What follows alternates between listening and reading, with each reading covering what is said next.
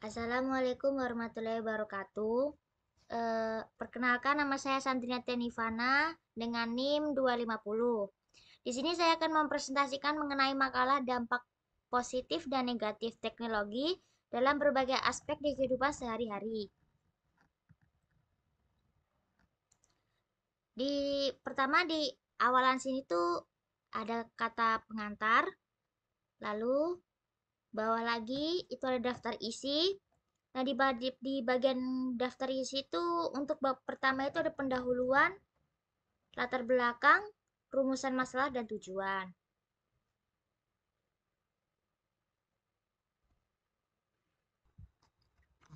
Jadi untuk bab pertama itu pendahuluan, di sini ada latar belakang, terus juga ada rumusan masalah. Di di bawahnya rumusan masalah itu ada tujuan, bisa dibaca di situ. Lalu saya akan membacakan untuk bab 2. Untuk bab 2 itu sendiri ada dampak teknologi dalam aspek sosial. Dampak positifnya itu, teknologi digital membuat masyarakat lebih mudah berkomunikasi dan berinteraksi berdasarkan laporan data Reportal 2024 terdapat 167 juta pengguna media sosial aktif di Indonesia atau sekitar 60,4% dari total populasi. Angka ini menunjukkan peningkatan interaksi sosial secara daring, baik untuk keperluan pribadi maupun kegiatan sosial. Banyak kegiatan sosial kini dilakukan melalui platform digital seperti crowdfunding, penggalangan donasi, atau kampanye kesadaran publik. Contohnya platform kitabisa.com terus mencatat lebih dari 1,4 triliun donasi terkumpul sepanjang 2024 dari masyarakat Indonesia melalui sistem digital. Lalu untuk daftar dampak negatif, di sisi lain, kemajuan teknologi juga menimbulkan masalah sosial baru berdasarkan laporan Kominfo 2024. Ada lebih dari 11.000 kasus hoax, dan disinformasi yang beredar di media sosial. Selain itu, fenomena cyberbullying meningkat, terutama di kalangan remaja yang dapat terdampak pada kesehatan mental. Penelitian UIN Surakarta 2024 menunjukkan bahwa 37% remaja pengguna media sosial di Indonesia pernah mengalami perundungan daring.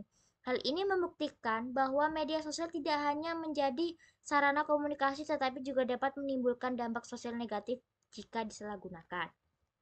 Bab 3, untuk bab 3 ini dampak teknologi dalam aspek ekonomi. Eh, untuk dampak positifnya itu, perkembangan teknologi mendorong pertumbuhan ekonomi digital di Indonesia.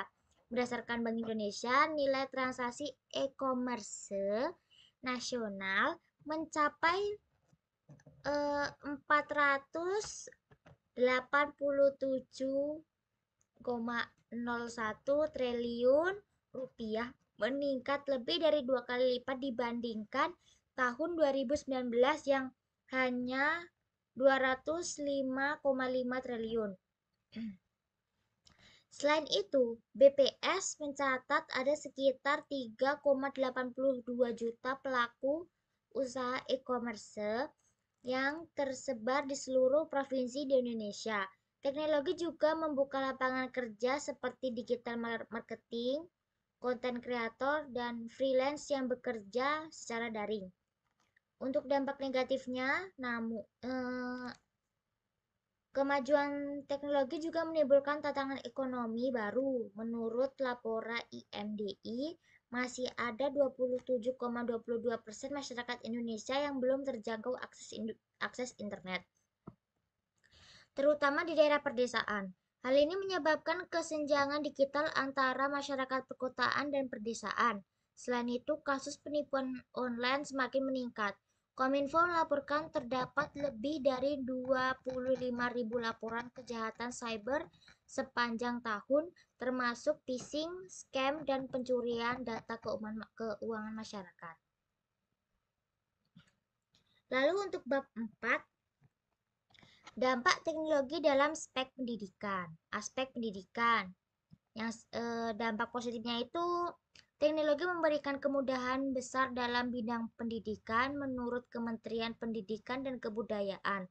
Sekitar 82% sekolah dan perguruan tinggi di Indonesia telah menerapkan sistem pembelajaran berbasis digital, baik melalui platform Learning Management System atau biasanya disebut LMS, maupun aplikasi daring seperti Google Classroom dan Zoom. Akses informasi juga semakin terbuka. Siswa dan mahasiswa dapat memperoleh referensi dari sumber global secara gratis, meningkatkan kreativitas serta kemampuan berpikir kritis. Untuk dampak negatifnya itu, tidak semua daerah memiliki fasilitas teknologi yang memadai. BPS mencatat bahwa hanya 65% rumah tangga di Indonesia yang memiliki akses internet stabil.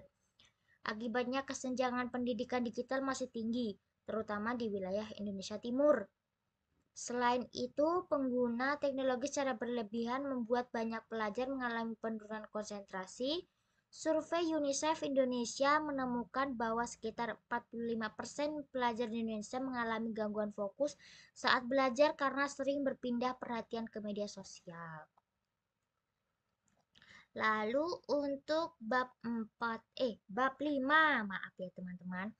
Dampak teknologi dalam aspek kesehatan dan lingkungan.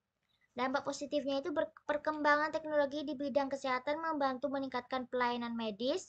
Menurut Kementerian Kesehatan Republik Indonesia, penggunaan layanan telemedis meningkat hingga 68% dibandingkan tahun sebelumnya. Layanan ini memudahkan masyarakat untuk berkonsultasi dengan dokter tanpa perlu datang ke rumah sakit.